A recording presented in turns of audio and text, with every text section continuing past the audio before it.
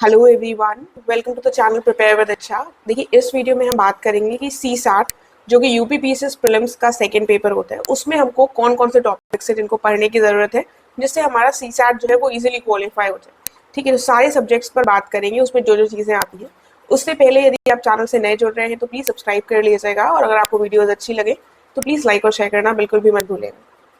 देखिए, GS2 का जो पेपर होता है प्रीलिम्स में, जिसको CSAT भी कहा जाता है, ये क्वालिफाइंग नेचर का है, ये आप सबको पता है। इसके मार्क्स नहीं जुड़ते हैं, इसमें बस आपको 33% मार्क्स लेकर आने हैं ताकि आपका जो पहला पेपर होता है वो चेक हो सके और आप कट ऑफ में पार्टिसिपेट कर सके। अगर आप इसको नहीं क्वालिफाई कर पाते हैं तो आपका पहला वाला पेपर चेक ही नहीं होगा, राइट। तो इसके लिए आपको करने की क्या ज़रूरत है, बहुत सारी चीज़ें हैं सिलेबस में, हर एक चीज़ नहीं पढ़नी है। थोड़ा सा स्मार्टली एनालाइज कर चीज़ों को देखने की ज़रूरत है कि कौन सी वो चीज़ें हैं जो हम करें जिससे हमारा बस क्वालिफाई हो जाए, उससे ज़्यादा हमें इसके लिए कुछ नहीं करना है। सबसे इंपॉर्टेंट तो चीज़ आती है PYQs, जिसको मेरे हिसाब से अगर आपने PYQs कर लिए, उसमें कुछ जो क्वेश्चंस दिए गए हैं उनकी ट्रिक्स वगैरह देख ली तो अपने आप आपका निकल जाएगा, क्योंकि उसी पैटर्न पर ऑलमोस्ट रहता है, राइट। और 33% ही हमको चाहिए, हमको उससे ज़्यादा नहीं चाहिए। एनीवेज, शुरू करेंगे मैथ्स में। ठीक है, मैथ्स एक ऐसा सब्जेक्ट है जिससे बहुत सारे बच्चों को बहुत डर लगता है। उसके कुछ ऐसे टॉपिक्स हैं जो कई डिफिकल्ट क्वेश्चंस भी हमें मिल सकते हैं जिनसे, राइट। कुछ ऐसे टॉपिक्स हैं जिनसे आसान क्वेश्चंस भी मिलते हैं, राइट। तो आपको पहली बात तो PYQs तो करना है, वो एक अलग बात हो गई है, उस पर हम डिस्कशन नहीं करेंगे। PYQs उठाइए, जो भी क्वेश्चंस है, चाहे आपका वो इंटरपर्सनल एंड कम्युनिकेशन स्किल्स वाला भाग हो, चाहे रीजनिंग का हो, मैथ्स का हो, हिंदी का हो, इंग्लिश का हो, कुछ भी है, आपको PYQs से सब कुछ रख लेना है, ठीक है, ताकि कोई भी क्वेश्चन अगर सेम रिपीट हो तो आपका होना चाहिए। अपार्ट फ्रॉम द PYQs, जिनको अब लगता है मैथ्स में तो हमको बहुत डर लगता है, अब हम कैसे करेंगे उनके लिए। देखिए, मैथ्स में अर्थमेटिक, एलजेब्रा, ज्योमेट्री, स्टैटिस्टिक्स, ये 3-4 भाग हैं जिनसे क्वेश्चंस आते हैं क्लास 10 तक के लेवल के, राइट। कुछ चीज़ों से हम बहुत ज़्यादा डर जाते हैं, लेकिन जब हम उनको देखेंगे तो रियलाइज करेंगे इतना टफ उसमें कुछ है नहीं, राइट। पहले तो हम अर्थमेटिक से शुरू करते हैं। जब आप PYQs करेंगे तो कैसे क्वेश्चंस आते हैं आपको पता है, राइट। लेकिन अब आपको कुछ टॉपिक्स एक्स्ट्रा देखने की जरूरत है, इन केस जैसे मान लो आपने कोई टॉपिक किया है मैथ्स का, और उससे जैसे पहले क्वेश्चंस आते रहे लेकिन वैसे क्वेश्चंस नहीं रिपीट हुए, उस टॉपिक से डिफरेंट क्वेश्चन आ गया, तो हमारे पास थोड़ा सा एक्स्ट्रा नॉलेज होना चाहिए, स्पेशली तब जब हमें बहुत डर लगता है उन सब्जेक्ट से। अर्थमेटिक वाला जो भाग है आपका, उसमें आ जाएगा आपका number system, average, ratio, proportion, percentage, profit loss, ये सारी चीजें आती हैं, right. Simple and compound interest, work and time, speed and distance. तो आप देखेंगे जब प्रीवियस ईयर के क्वेश्चंस, तो आप इन सभी टॉपिक से क्वेश्चंस पाएंगे। ऐसा नहीं होगा कि कोई भी टॉपिक आपको प्रीवियस ईयर के क्वेश्चंस में मिसिंग मिलेगा। हर साल इन टॉपिक से क्वेश्चंस आते ही आते हैं, जिसमें percentage, profit and loss, average, simple and compound interest, ये ऐसे टॉपिक्स हैं जो शायद ही किसी साल इनसे क्वेश्चन मिस हुआ, ठीक।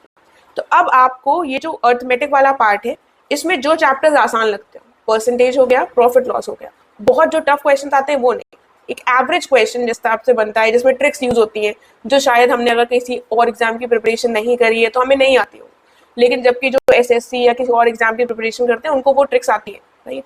तो वो ट्रिक्स आपको क्या करनी है, परसेंटेज के चैप्टर के जितनी भी ट्रिक्स हो, अगर आप कोई बुक से लगाना चाहते हैं तो बिल्कुल लगा सकते हैं, अदरवाइज मैं रिकमेंड करूंगी, बहुत सारे ऐसे यूट्यूब चैनल्स हैं जिन्होंने परसेंटेज चैप्टर आप ढूंढेंगे जिसमें शॉर्ट ट्रिक्स मिल जाएंगी।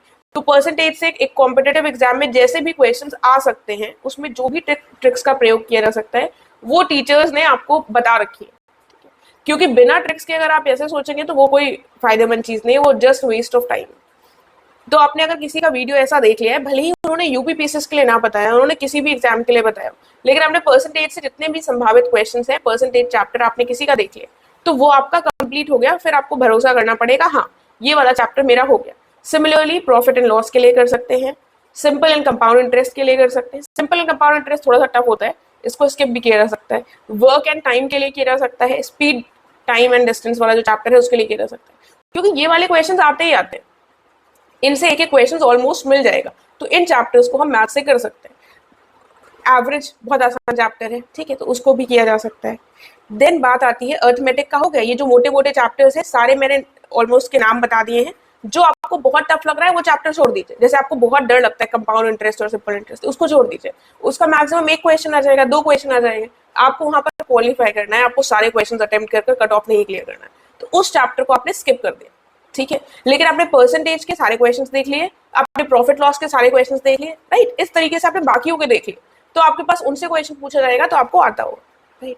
फिर आता है एल्जेब्रा वाला पार्ट। देखिए एल्जेब्रा वाला जो पार्ट है, इससे मुझे भी पर्सनली बहुत डर लगता था, क्योंकि उसमें इक्वेशंस दे देते हैं एक्स स्क्वायर वाई स्क्वायर, लेकिन बाद में जब उनको उनकी ट्रिक्स देखेंगे तो आपको लगेगा ये तो बहुत आसान है, ये सिर्फ देखने में डरावना है। और ये पॉलिनोमियल्स वाले क्वेश्चंस रिसेंट ईयर में बहुत ज्यादा आते हैं, जिनको जो बच्चे मैथ्स से डरते हैं, मेरे लिए भी मैथ्स बहुत टफ रही है, तो मैं उन क्वेश्चंस को देखकर ही स्किप कर देती थी। मुझे लगता था भाई ये क्वेश्चन तो बहुत टफ होगा, लेकिन अगर हमें उनके ट्रिक्स पता होंगे तो वो बहुत आसान हो जाएंगे। इनके लिए भी पॉलिनोमियल्स वाले जो factors of polynomials, HCM, LCF, sorry LCM HCF वाले जो क्वेश्चंस हैं, इनकी ट्रिक्स भी जरूर देख लीजिए, ठीक है, क्योंकि इससे बहुत डिफिकल्ट क्वेश्चन नहीं आते हैं, इससे देखने में डिफिकल्ट क्वेश्चंस आते हैं, ठीक है। तो वो जो देखने वाला फियर है, अगर हमने ओवरकम कर लिया तो हमारे ये वाले क्वेश्चन हो जाएंगे। उसके बाद ज्योमेट्री का पार्ट आता है, जिसमें आपको इसमें क्या कर सकते हैं, जो मैंने हमेशा स्ट्रैटेजी अपनाई है, जो आपका square, triangle, circle, rectangle, sphere, cylinder, ये सारी चीजें जो भी होती हैं, अब इनका जैसे जो 2 डायमेंशनल है उसमें पेरीमीटर और एरिया के फॉर्मूलाज लर्न कर लीजिए, और बाकी जो 3 डायमेंशनल वाले उसमें वॉल्यूम और सरफेस एरिया के फॉर्मूलाज लर्न कर लीजिए। तो अगर आपने ये लर्न कर लिया और अगर आपके पास टाइम है, आपने थोड़ी प्रैक्टिस कर ली, तो ये वाला पोर्शन भी आपका हो जाएगा। वरना अगर आपने सिर्फ फॉर्मूलाज ही लर्न किए हैं तो भी निकल सकता है, क्योंकि आप पीवाईक्यूज तो करेंगे तो आपको थोड़ा आइडिया मिल जाएगा, और अगर बहुत डिफिकल्ट क्वेश्चन आ गया जो डायरेक्टली फॉर्मूलाज से नहीं निकल रहा है तो वो आपको स्किप कर देना है, राइट। स्टैटिस्टिक्स का पोर्शन जो होता है, इसमें बहुत कैलकुलेशन की जरूरत होती है, ये सबसे आसान में से होता है, लेकिन बहुत कैलकुलेशन होती है, क्यूमुलेटिव फ्रीक्वेंसी, तो ये अगर आपके ऊपर है, आप चाहें, आपके पास टाइम है तो आप देख सकते हैं, वरना इस पार्ट को स्किप किया जा सकता है, क्योंकि एग्जाम में अगर आपने इन क्वेश्चंस को बहुत टाइम दे दिया तो हमारा पेपर कई बार छूटने के भी चांसेस रहते हैं, ठीक है। तो ये वाला part it is up to you, अगर आपको लगता है कि आसान है तो कर सकते हैं, अदरवाइज इस वाले पार्ट को भी स्किप किया जा सकता है।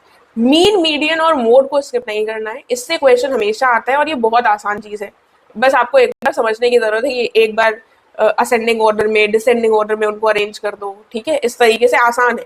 थोड़ा सा 1 घंटे का टाइम दे देंगे तो आपके वहां पर 2-3 क्वेश्चन सही हो जाएंगे, इसलिए इसको जरूर देखिएगा, इसको स्किप नहीं करना है स्टैटिस्टिक्स में, ठीक है। जिसमें बहुत बड़े बड़े चार्ट दे देते हैं, इसको वो करो कैलकुलेट, वो थोड़ा सा टफ हो जाता है, उन वाले क्वेश्चंस के लिए कह रही हूँ, वो भी ऑप्शनल है, अगर आपके ऊपर है, आपके ऊपर वाली चीजें आपको लगता है ये हमने अच्छे से कर दी है तो इसको स्किप किया जा सकता है, अदरवाइज इसके भी फॉर्मूलाज वगैरह देखेंगे तो निकल आएगा, राइट। तो ये हम मैथ्स जो बहुत डरावना लगता है उसको मैंने बहुत आसानी से बताने की कोशिश करी है, हालांकि इतना आसान नहीं होगा जब आप क्वेश्चंस करेंगे और आपकी कैलकुलेशन उतनी फास्ट नहीं है।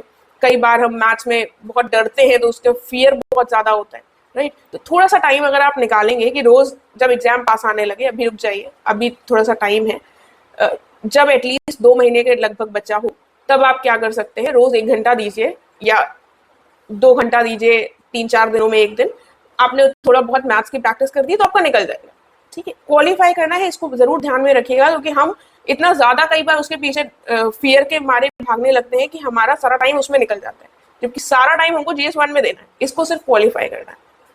देन बात आती है इंग्लिश की, बात कर लेते हैं। देखिए जो इंग्लिश मीडियम के स्टूडेंट्स हो चाहे हिंदी मीडियम के स्टूडेंट्स हो, उसमें इंग्लिश दोनों लोगों को कुछ ऐसे पॉइंट्स हैं जिनको जरूर देखना चाहिए, जो मतलब मैंने भी रियलाइज किया। एक एक्टिव पैसिव और डायरेक्ट इनडायरेक्ट वॉइस, ठीक है, इसमें कुछ भी नहीं है, मैक्सिमम आप 10-15 मिनट देंगे, लेकिन इससे कुछ रूल्स हैं जो हिंदी मीडियम वाले बच्चे शायद जरूर ध्यान दें, लेकिन इंग्लिश मीडियम वालों को लगता है हमें आता है, लेकिन वो जो रूल्स हैं उनको जरूर एक बार रिवाइज कर लीजिएगा, क्योंकि आपके स्कूल को काफी टाइम हो गया होगा और वो वाले जो रूल्स हैं उनको फॉलो नहीं करेंगे तो आपका सेंटेंस गलत हो जाएगा। वो जो ओवर कॉन्फिडेंस में आ जाते हैं कि हम इंग्लिश मीडियम के हैं, हम कर लेंगे, लेकिन यहाँ पर ऐसा नहीं होता है। थोड़े से जो रूल्स फॉलो होते हैं इंग्लिश में, एक्टिव पैसिव में, डायरेक्ट इनडायरेक्ट में, उनको देख लीजिए, तो अगर 2-3 क्वेश्चन आएंगे इसके तो आपके वो गलत नहीं होंगे, राइट। वरना यहाँ पर मीडियम इतना मैटर नहीं करता, गलत हो जाता है, राइट। कॉम्प्रिहेंशन तो आप वहीं पर पढ़कर कर लेंगे। तो इंग्लिश में ये एक्टिव पैसिव और डायरेक्ट इनडायरेक्ट, इनको जरूर देख लीजिएगा, क्योंकि मुझे लगता है इनके रूल्स हमें पता होने चाहिए, तभी वहां पर सही कर पाएंगे। देन बात आती है हमारी हिंदी की, ठीक है। हिंदी में अगेन जो अपठित गद्यांश होगा वो आप कर लेंगे, राइट। उसके बाद पीवाईक्यूज में जो पर्यायवाची दिए हुए हैं, ठीक है, जो विलोम दिए हुए हैं, तत्सम तद्भव दिए हुए हैं, वो सब आपको करना है। पीवाईक्यूज से तो आप सब कुछ कर रहे हैं, लेकिन एक चीज आप ध्यान रखिएगा कि आपका जो मेंस का पेपर है इसमें आपके पर्यायवाची नहीं आते हैं, ठीक है। मेंस के पेपर में आपके विलोम आते हैं और आपके आते हैं उपसर्ग प्रत्यय, ठीक है।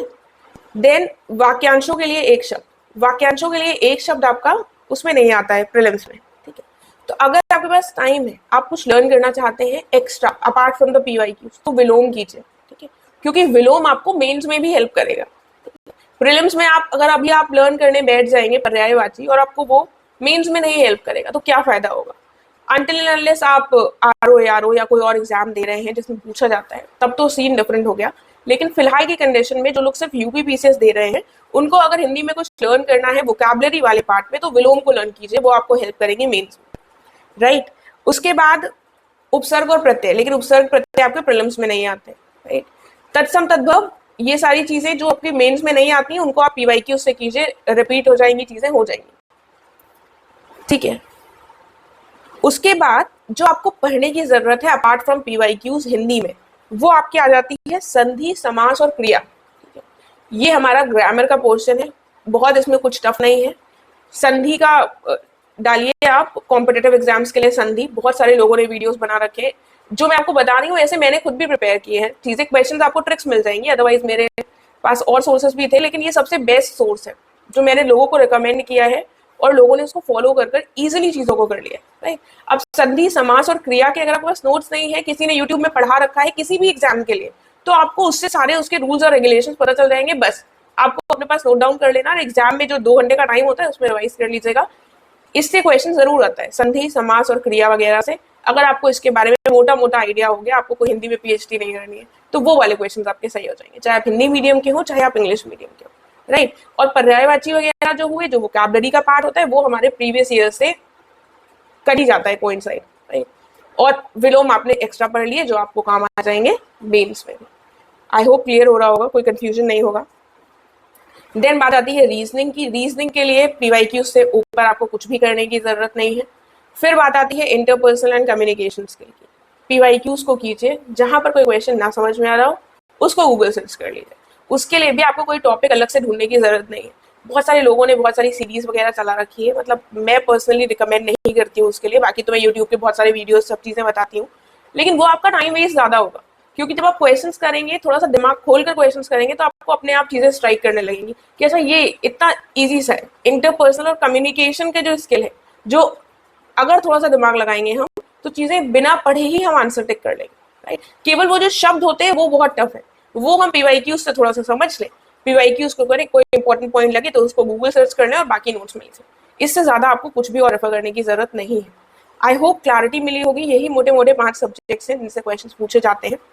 एंड इसके अलावा डिसीजन मेकिंग, प्रॉब्लम सॉल्विंग, ऐसा कुछ भी उसमें नहीं है, राइट। मैथ्स हो गई, इंग्लिश हो गई, रीजनिंग हो गई, कॉम्प्रिहेंशन हिंदी इंग्लिश में हमने ऐड कर लिया है, तो कोई भी ऐसा सब्जेक्ट छूटा नहीं है।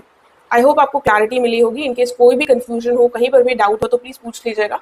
मेरा प्रयास रहेगा कि मैं कमेंट सेक्शन में ही रिप्लाई कर दूं, और अदरवाइज आपका कोई और क्वेश्चन हो तो आप टेलीग्राम चैनल के माध्यम से मुझसे जुड़ सकते हैं। Thank you so much.